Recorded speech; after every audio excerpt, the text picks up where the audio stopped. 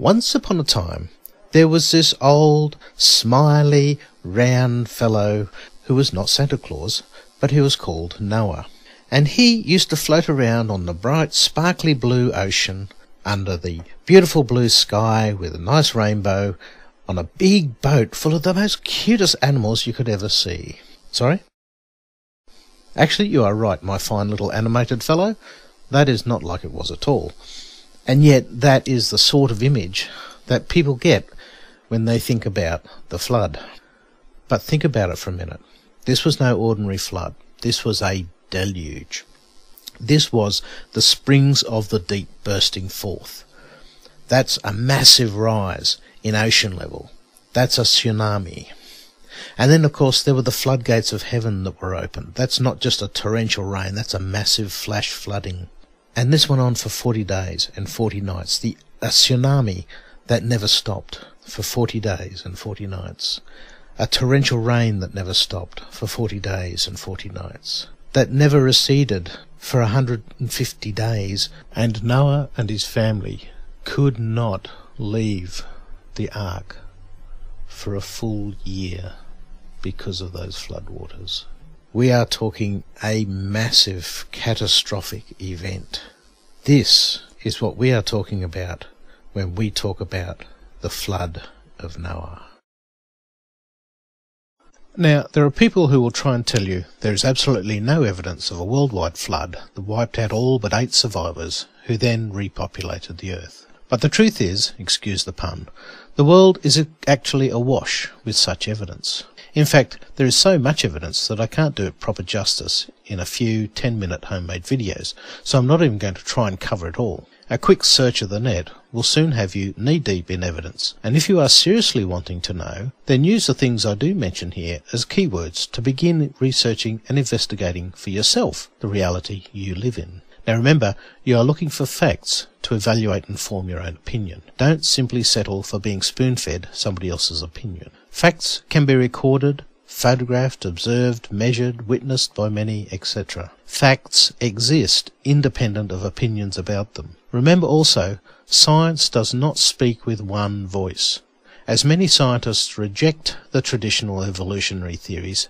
as still cling to them, and yet many others are still quite undecided as to what to think, as more and more evidence is amassed that simply does not fit in any way, shape or form the old traditional scientific thought on the history of the world and of mankind. But if you want a place to start where a surprising number of these facts with pictures, references and so on has been assembled at one point, try the extensive website at saint.com. That's int.com, which explores a great many of these surprising and odd facts and evidence which are at considerable odds with traditionally accepted secular scientific explanations. But there are many other sites also. Remember though, it's not about convincing others, it's about convincing yourself about the reality you live in. So how can we best utilise the remaining 9 minutes of this video and the 10 of the next 3? Sorry about that. I propose we get out our wide-angle lenses and look at the bigger picture. Evidence is all about what you would expect to find, given a theory or set of circumstances. Evidence that supports your idea is evidence you would expect to find if your idea is true. Evidence that is at odds with what you would expect is evidence against your idea being true. The point is that the evidence mankind is finding is not evidence you would expect to find in a very slowly and steadily evolving random chance world, with a random chance slowly and steadily evolving and technically advancing intelligent species. Rather, it is consistent with a rapidly changing world and the rapid advance of technology by an already highly intelligent species that somewhere in its history suffered an incredible, indeed catastrophic setback in numbers and in technology and in knowledge on a planet-wide scale. Increasingly, what we are discovering is that modern man is really only now rediscovering what ancient man already knew. that modern man does not even now yet repossess the technology to reproduce what the technology of ancient man could do. Indeed, it is only because of the technological advances of the last 100 years that we can even recognize the advanced technology of the ancient civilizations for what it is, advanced technology.